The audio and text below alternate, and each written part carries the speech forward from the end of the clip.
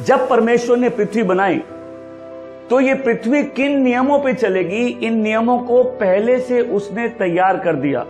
मतलब अगर आप बीज बोएंगे किसका, सेब का, तो आपको आम का पेड़ नहीं मिलेगा। और इसीलिए हम सब कुछ करते हैं, हम अपने जीवन जिस प्रकार से जी रहे हैं उस बात को सबसे पहले हम मानना नहीं चाहते। और हम नहीं मानना चाहते कि जीवन में बहुत कुछ हमारे साथ इसीलिए हो रहा है क्योंकि हमने जो बोया हम वही काट रहे हैं। और आज आपको समझ में आएगा, इस सिद्धांत से कोई भी पृथ्वी में नहीं बच सकता। हो सकता आप दुनिया के सबसे अभिषिक्त व्यक्ति हैं, लेकिन आप इस सिद्धांत से नहीं बच सकते।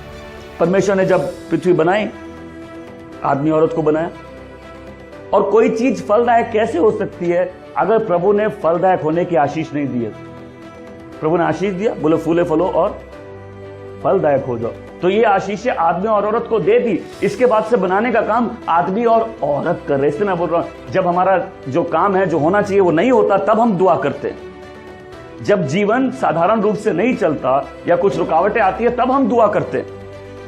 लेकिन जब हम जानते हैं कि कुछ बातें परमेश्वर ने हमारे हाथों में ही दी है, तो हम वो करते हैं जो हम कर सकते हैं। तो परमेश्वर ने एक चीज बनाई और इस सिद्धांत पे उसने सारी बातों को टिका दिया कि जैसा बीज वैसा आदमी जो बोएगा वही काटेगा। और इसीलिए आज मैं बता रहा हूं, कोई समझ जाएगा कि तुम्हारा भविष्य तुम्हारे अंदर है। एक नंबर, कोई समझ जाएगा कि मैं अपने भविष्य को बदल सकता हूं। कोई समझ जाएगा कि आज मैं यदि कुछ करूं तो मेरा कल बदल सकता है। और आज जो मेरे साथ हो रहा है शायद इसीलिए हो रहा है कि कल मैंने कुछ किया था।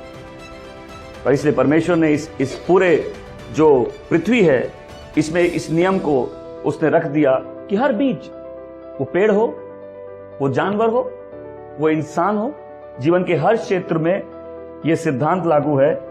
क्योंकि परमेश्वर ने कहा फूलो फलो और फलवंत हो जाओ। परमेश्वर जब भी किसी काम को करता है तो पूरा करता है। मैं पिछले 4 हफ्ते से सिर्फ एक ही बात समझाने की कोशिश कर रहा हूं। हम बाइबल के पहली किताब के पहले अध्याय में, और इससे हम एक बात साफ समझ जाते हैं, जीवन हमारे हाथों। हम जैसा चाहते हैं हम वैसे ही जी रहे। हम जहां जाना चाहते हैं हम वहीं जा रहे हैं। हम ये भी समझ सकते हैं कि कई बार हम परिस्थिति का बहाना देते हैं। मैं बहुत जनों के मुंह पे देख के बोल सकता हूं, जीवन लॉटरी नहीं है। क्योंकि अभी भी कई लोग वो कहां जा रहे ये नहीं देख रहे, लेकिन वो मन में विश्वास करते नहीं सब ठीक हो जाए। जीवन लॉटरी, कुछ तो बदलना पड़ेगा कि जीवन बदल जाए। और इसलिए हम जैसा सोचते हैं हम वैसा ही जीते हैं।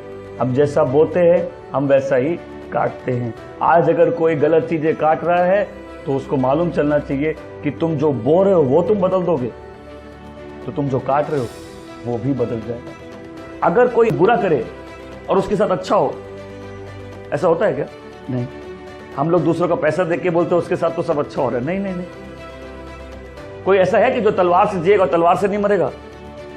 यीशु मसीह ने क्या कहा पतरस को? पतरस, ये तलवार को, ये बोला पतरस तुम मेरे चेले हो, तलवार तुम्हारा कुछ नहीं बिगाड़ सकती। नहीं, बोला पतरस इस तलवार को नीचे रखो, क्योंकि जो तलवार से जिएगा वो तलवार से मरेगा। परमेश्वर कंफ्यूजन का परमेश्वर नहीं है। और कुछ लोगों के जीवन में जो कंफ्यूजन है ये परमेश्वर की ओर से नहीं है।